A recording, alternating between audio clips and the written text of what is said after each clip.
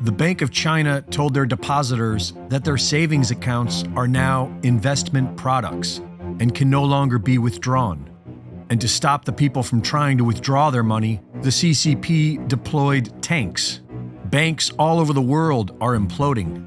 And within this great reset, there is great opportunity for mankind, so long as we recognize who the real perpetrators are.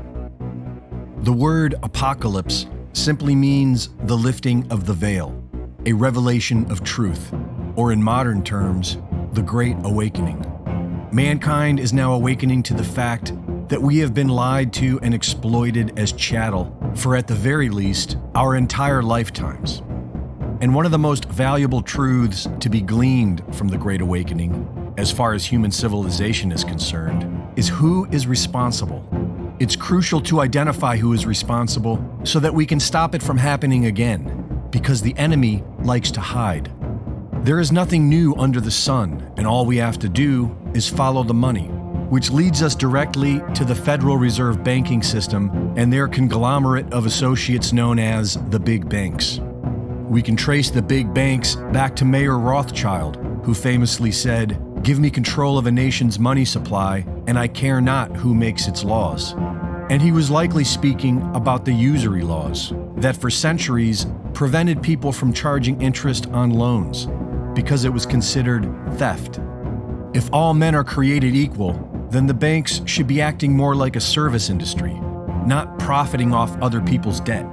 But Mayer Rothschild was able to bypass these usury laws because the Rothschild banking dynasty was merely a front for the royal bloodlines.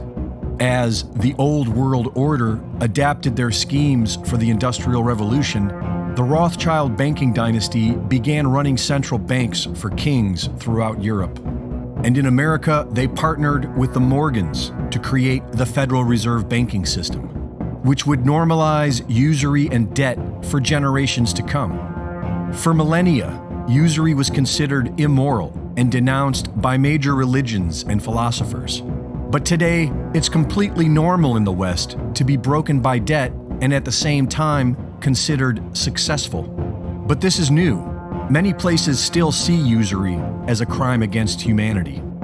Libya had gone from one of the poorest countries to the richest in Africa by creating its own bank backed by gold and silver, and no usury.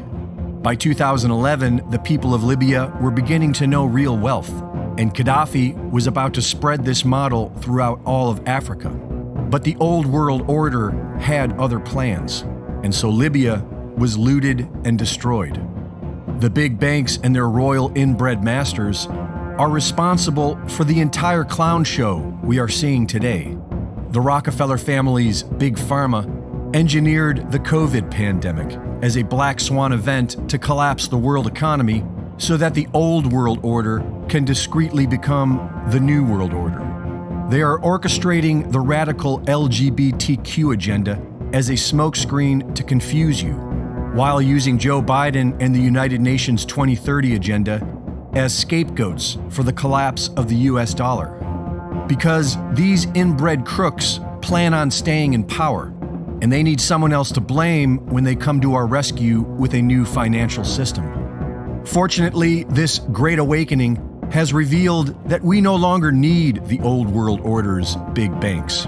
We now have over a decade of cryptocurrency stress testing that proves we don't need centralized banking. And we have centuries of stress testing that prove the stability of gold and silver. The New World Order is just the old world order, a cabal of parasite crime families feeding off of humanity. And if we fail to take control of our own destiny now, then the New World Order will succeed and mankind will be eradicated. The choice is ours, and there won't be a second chance. Reporting for Infowars, this is Reese.